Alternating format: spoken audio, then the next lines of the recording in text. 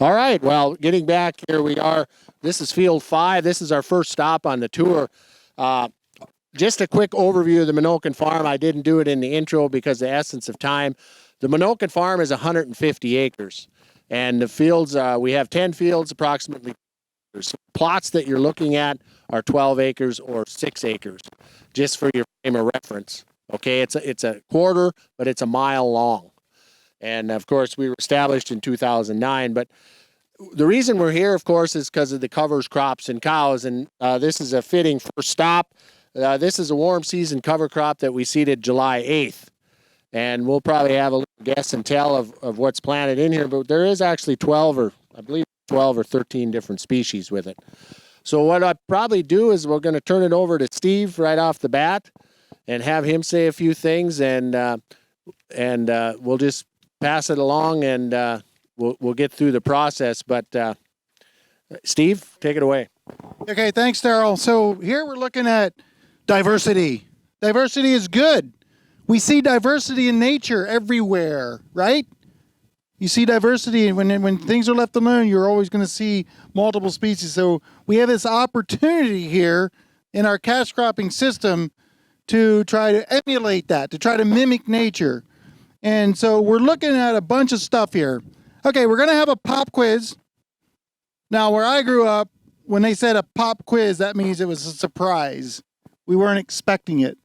So someone start identifying, or any of you identify, what species did we see here?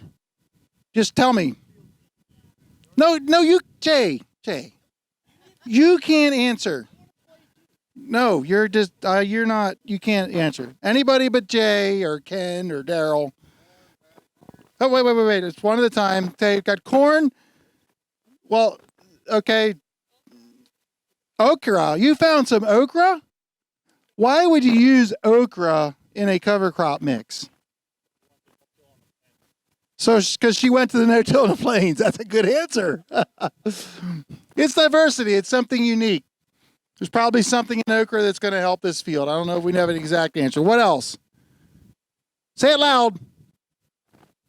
Sudan grass. I'm not sure of the specific grass. You're going to have to help me out there, Jay. You're going to have to fine-tune it, or Daryl. They got a cheat sheet. So this is a open book test. Well, we need to identify it here, though. Maybe we will go back to Jay. Does anybody see the Lebanese squash? Okay, that's a rare one. There's the Lebanese squash. It's better than Egyptian. No, I don't know who's here, but sorry. I shouldn't have said that. In the squash family, there's lots of varieties and so forth. This is just to add diversity. Any other ones here that you see that you're not sure of, that you can't identify? Lentils? There's a few of them in here. I actually didn't even see the cheat sheet. I see, is vetch listed? Is there some sort of a vetch here? There's a lentil if you want to see it. If you don't know what you're looking at, talk to a neighbor. This is a good time to connect. Remember I said we need to connect and have mentors. Maybe you'll find your mentor here today. So if you don't know what a species is, ask your friend around you.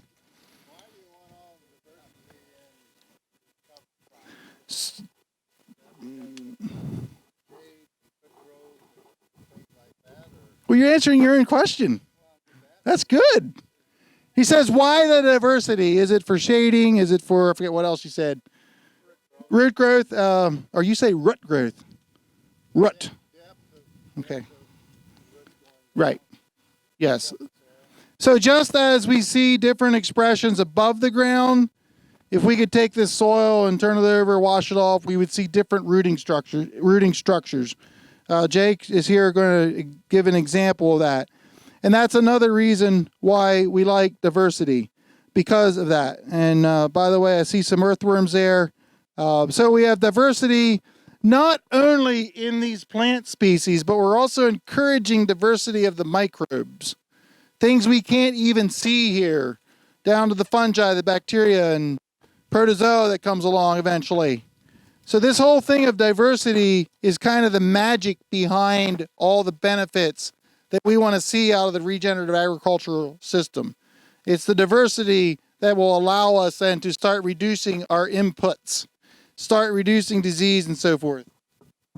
Also on diversity, each one of these plants is giving off a different carbon exudate. So as they give off a sugar carbon exudate into the soil, each plant's a little different, and we start to get a more diverse food supply for the biology that consumes it. But it's an excellent question. So you see, I'm smelling the soil. You know, smelling the soil is like drinking wine. You have to do it for a while till you really understand what's good. Okay?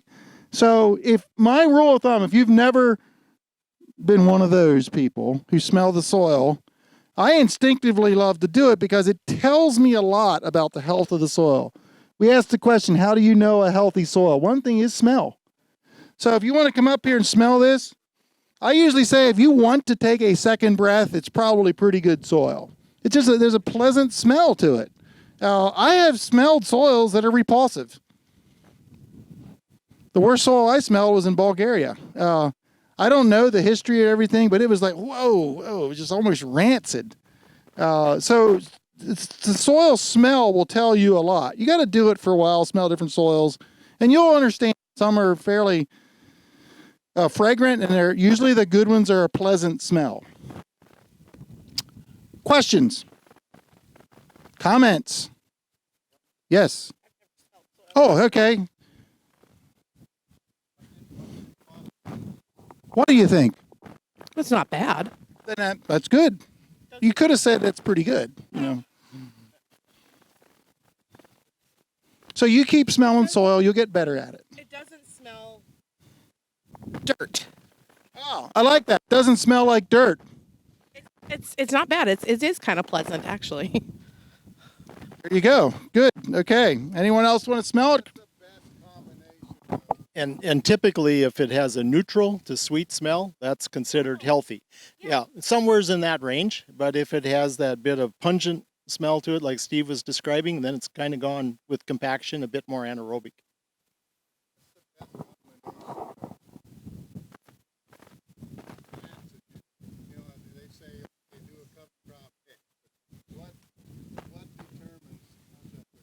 What determines the ideal combination of different types of crops in a mix? So the question is, what determines the best cover crop mix? And I will say there is no one answer to that. The first question, I alluded to it in there, what are you trying to accomplish with what you're doing with your cover crops? And that's going to vary. So depending on that, maybe what is your sequential crop? What is your next cash crop? What are you setting yourself up for? If it's going to be corn, you might want to lean to a little bit more legumes on here, but that depends where you're at in the history of your system. Once you're 5 to 10, 15 years into the system, I don't think it matters as much, the specific covers that you use, because you have built this really healthy engine, if you will, that will grow almost any cash crop later on. If you're going more towards soybeans or something like that, you might want to lean a little bit more grasses. But you have to start with something, and you have to start and observe what it does in your fields. My story is this. I planted a 12-way mix once when I started really getting into this years ago, and I was going to plant corn next year, so I really heavily weighted it to legumes. It was like 80% legumes, because I think I want to grow my own nitrogen. You know, it makes sense. Well, by the time I went to plant my corn in the spring, the soil was bare almost. Now that 13-way mix was this high in the fall. But I had been in no-till, I'd been using cover crops for a while. My biology was so strong that it ate everything up. The biology did. So my field was bare. I didn't like that. I like to have soil armor. That's a goal we need. You've heard that before. So I had to adjust that mix. But I will tell you, if I would have put that exact same mix on a 6 soil, we'll say it, it probably still would have covered the soil. So I think to answer your question specifically for this region, I'm going to hand it over to Daryl. And I'm going to hand it over to our two other guests, if that's okay. Justin, any thoughts? Aaron, would you like to? A few? Yes, I'm sure you do have a few thoughts. I've never known you not to. Thank you. Were there any questions specifically that we were just talking about? Question, how do you design a mix? Okay. So if you're starting out, keep it simple. And it goes back to exactly what you said. What's your goal? So, for example, this spring it goes back to last fall. I seeded winter triticale and hairy vetch. So I cut that for hay the beginning of July here. And then I was going to put in another cover crop after that hay. So I said, what do I want to try and accomplish here? And I have cattle, so I want as many tons of forage as I can get. So I put Sudan grass in with that, and I put radishes and turnips because whether I bale this or graze it just depends on how the year plays out. It's going to be late in the fall, and it's North Dakota. So I want something green in the growing season as long as I can, and I want as much food out there for the cattle as I can get. And you will have a nice herd of white-tailed deer too, if more diversity, right? So, yeah, where's Aaron at? I guess first we'll ask Jay, what's your intention for this field for the rest of the year? For the rest of this year and into next year? You're going to graze it in the fall? Okay, well, I suppose he wants to fall graze it, so he's going to want some tonnage there, and he's got some things planted that are going to give him some feed. He's got the millet in there, the sorghum Sudan, so he's going to get some tonnage out of that. Also, along with that, you're going to get the height, and so I'm assuming you're not going to graze it real hard. You're going to have some cover there for the soil during the winter time. You're going to.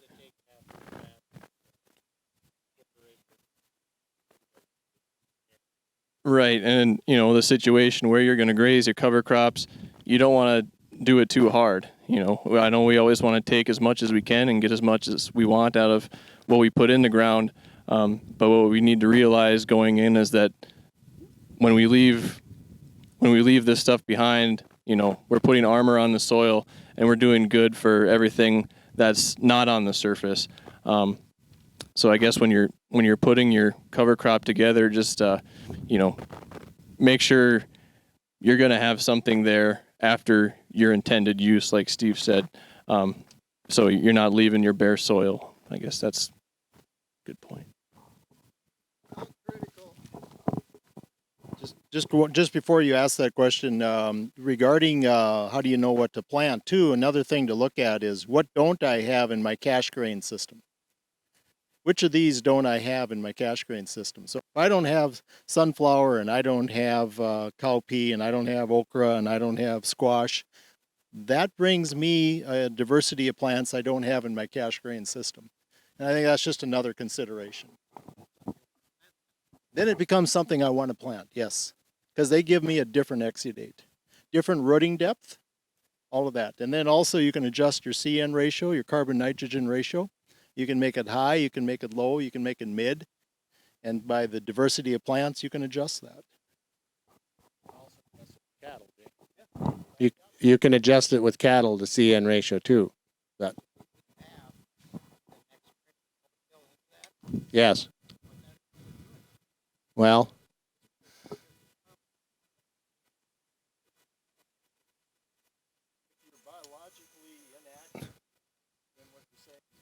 Right. When you start a system like this, your biology is usually rather inactive. Okay, and so once you bring life to the soil, now all of a sudden you got this faster warm-up. And so what our observation was when we started to get soil aggregates, pore spaces in our soil, then we started warming up quicker from below and above. But initially, it was just like you described. But that improves as your soil health improves. As your soil, it's all comes down then to pore spaces and soil aggregates. Yeah.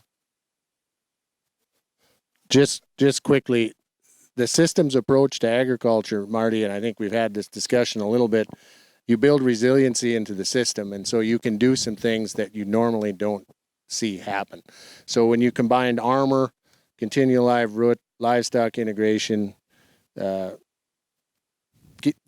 5 soil health principles, you build some resiliency in the system, and this is speaking from my perspective. But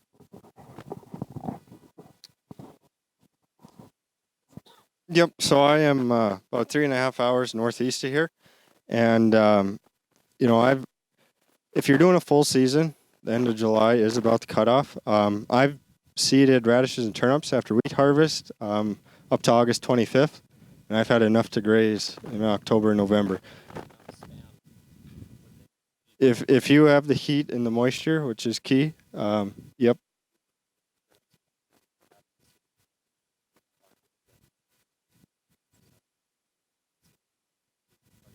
Radishes and turnips are very, very cold tolerant. So if you get a 32-degree frost that will kill the Sudan grass, the radishes and turnips will be green far long after. I've seen the radishes and turnips be green until the snow covers them every year. So, just wanted to make a comment on this gentleman's question here earlier. Moisture is obviously a limiting factor, and I'm not going to say that cover crops aren't going to save you moisture all the time. I mean, they do take water to grow.